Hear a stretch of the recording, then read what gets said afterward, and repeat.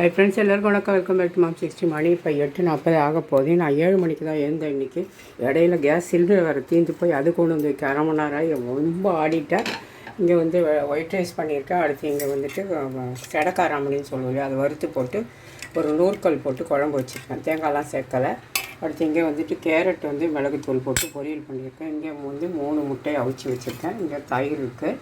அதுக்கடுத்து இங்கே வந்துட்டு ஆப்பம் தான் 2 வருமோ வராதோன்னு பார்த்தேன். வராதுன்னு நினச்சேன், ஆனால் நல்லாவே வந்துடுச்சு. ஆப்பம் ப்ளஸ் தேங்காய் பால் சர்க்கரை போட்டு, அப்புறமா இங்கே வந்து சர்க்கரை போடாத நெய்க்கு எல்லாமே எடுத்து ரெடி பண்ணியாச்சு. இன்னும் லஞ்சுக்கு வந்து கட்டணும். நாங்கள் பார்க்கலாம். இப்போ வந்து தேங்காய் பால் ஆப்பம் சுட்டுருக்கேன். சூப்பராக இந்த வாட்டி வந்துருக்கு.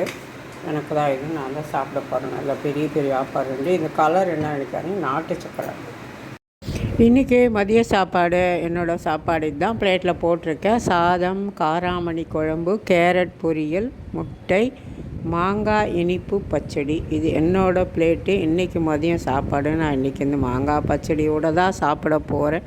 உங்கள் வீட்டில் என்ன லஞ்ச் அப்படின்னு சொல்லுங்கள் ஃப்ரெண்ட்ஸ். இன்றைக்கி வந்து வியாழக்கிழமை தான் சொல்ல மறந்துட்டேன். Thank you friends.